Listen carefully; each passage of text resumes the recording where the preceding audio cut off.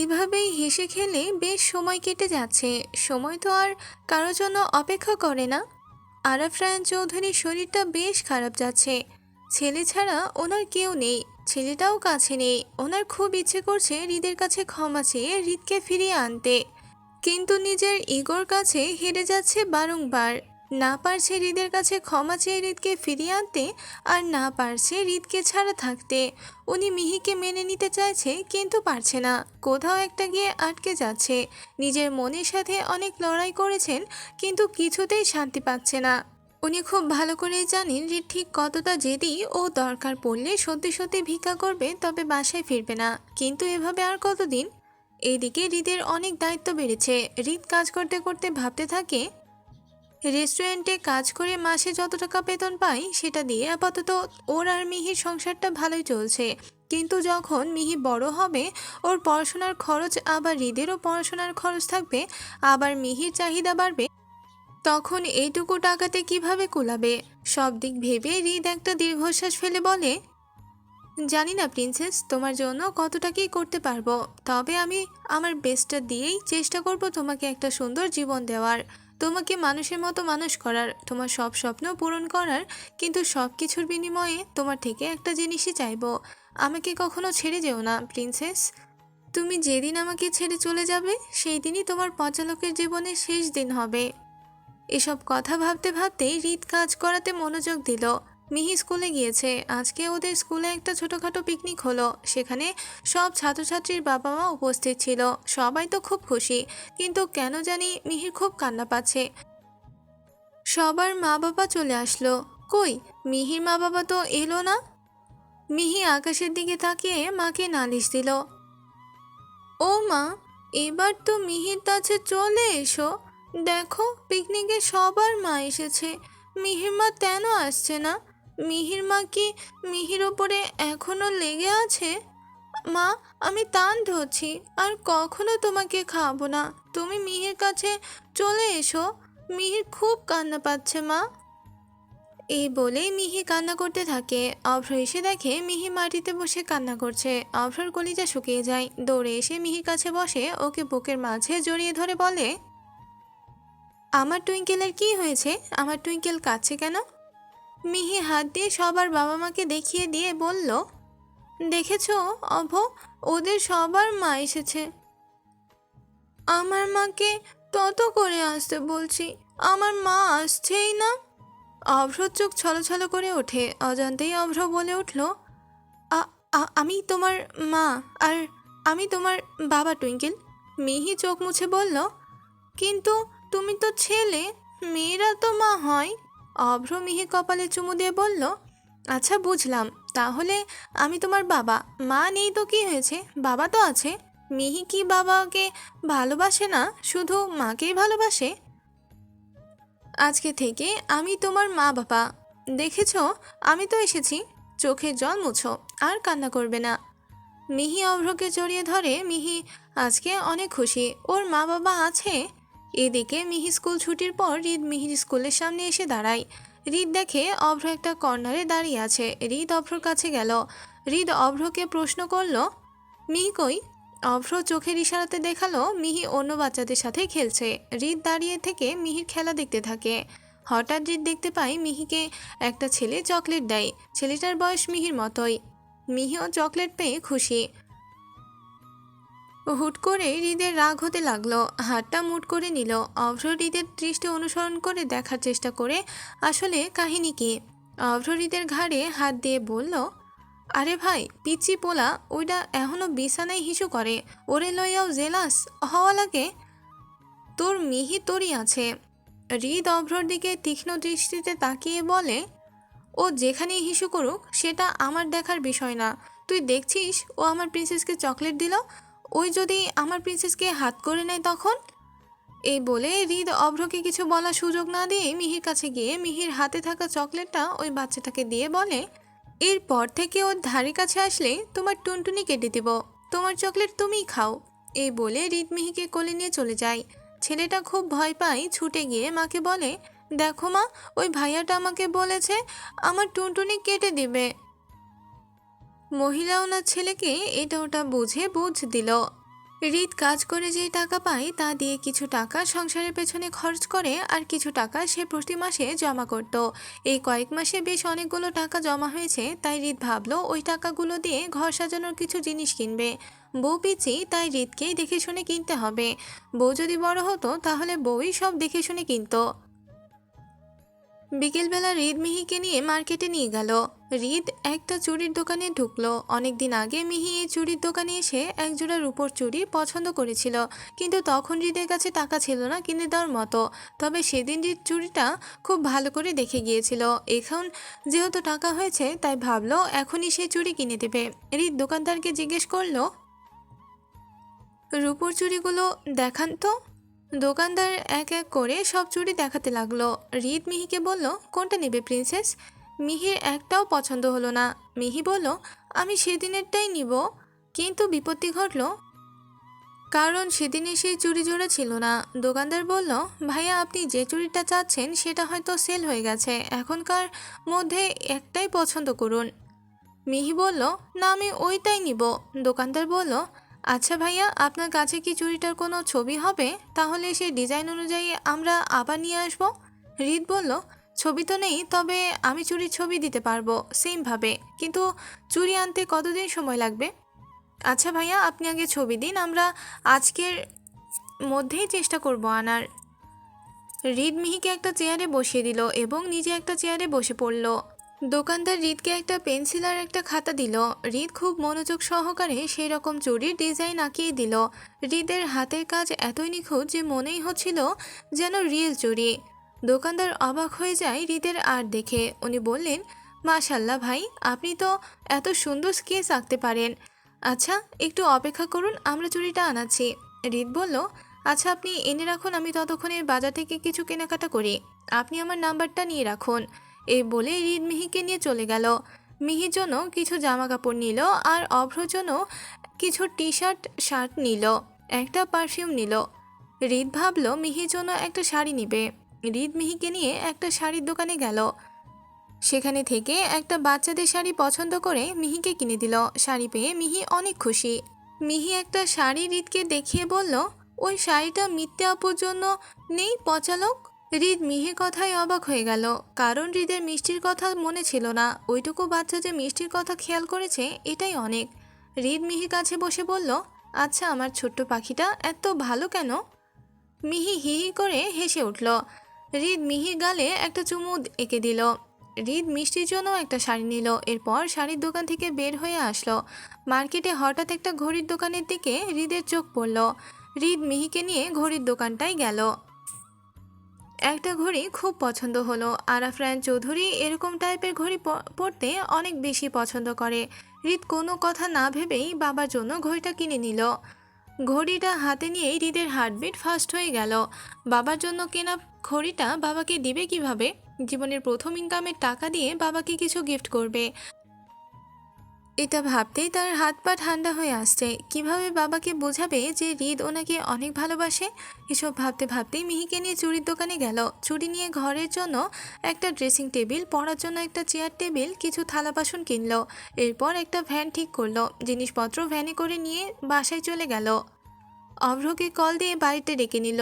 অভ্র এসে অবাক হয়ে যায়, মামা এত টাকা কই পাইছোস? রিদ পানি খেতে খেতে বলল, চুরি করেছি। অভ্র আর কিছু না বলেই টি শার্টগুলো দেখতে লাগলো। এদিকে মিহি তো অনেক খুশি, মিষ্টিও অনেক খুশি হয় শাড়ি পেয়ে। মিহির হঠাৎ মনে পড়ল পচালোক কিছু কিনেনি। মিহি বারান্দা থেকে দৌড়ে আসে, হৃদের গালে 2 হাত দিয়ে বলল, তোমার জন্য কি কিনেছো দেখি। হৃদ মিহির 2 হাতে চুমু দিয়ে বলল, এবার কিছু নিইনি, নেক্সট টাইম নিব প্রিন্সেস। মিহি বলল, তুমি কেন নাওনি তোমার জন্য? আচ্ছা দাঁড়াও। এই বলে ওর একটা জামা এনে হৃদকে দিয়ে বলল, আমার অনেকগুলো জামা আছে, এটা তোমাকে দিলাম। হৃদ মিহির কথাতে হাসবে নাকি কাঁদবে? অভ্র আর মিষ্টি তো হাসতে হাসতে শেষ। মিহি আর মিষ্টি মিলে বাড়িটা মাথায় করে রেখেছে। এত এত খুনসুটি, ওদের মনে হচ্ছে বাড়িতে বিয়ে লেগেছে কারো। মিষ্টি এখন মিহি আর অভ্রর খুব ভালো বন্ধু, তবে হৃদ মিষ্টির সাথে প্রয়োজনের বাহিরে কোনো কথা বলে না। অভ্র মিষ্টিকে সব বলে দিয়েছে যে মিহি হৃদের বউ। মিষ্টি খুব অবাক হয়। মিষ্টি তখন হৃদের বলা ওই কথাটার মনে পড়ে। হৃদ বলেছিল ওর একটা পিঁপড়ের বাচ্চার মতো বউ আছে, তাহলে মিহি সেই বউ? অভ্র মিষ্টিকে বারণ করেছে কথাটা কাউকে বলতে। হৃদের মনে শান্তি নেই। বাবার জন্য জীবনের প্রথম একটা উপহার কিনেছে, সেটা বাবাকে না দেওয়া অবধি শান্তি নেই। হৃদ অভ্রকে বলল, অভ্র, পাপার জন্য একটা উপহার কিনেছি বুঝলি, ভাবছি পাপাকে গিয়ে দিয়ে আসবো। কিন্তু অভ্র জিজ্ঞেস করলো, কিন্তু কি? চল গিয়ে দিয়ে আসি। হৃদ বলল, আমি খুব নার্ভাস। অভ্র হাসতে হাসতে বলল, তুই একটা গাধা, বাবাকে একটা জিনিস উপহার দিতে এতে নার্ভাস হওয়ার কি আছে? হৃদ কিছু বলল না। এখন বাজে রাত 8:30। ওরা ঠিক করলো এখনই রায়ানকুঞ্জে যাবে। হৃদ মিহিকে সুন্দর করে তৈরি করিয়ে দিল।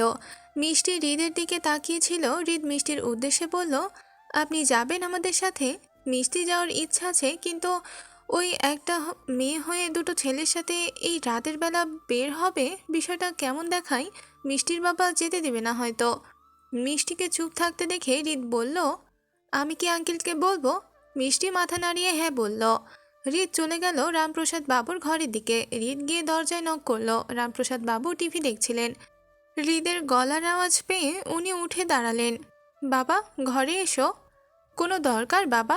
হৃদ একটু ইতস্তত বোধ করে বলল, আমি বাসায় যাচ্ছি, আসলে একটু দরকার আছে, একটু পরই চলে আসব।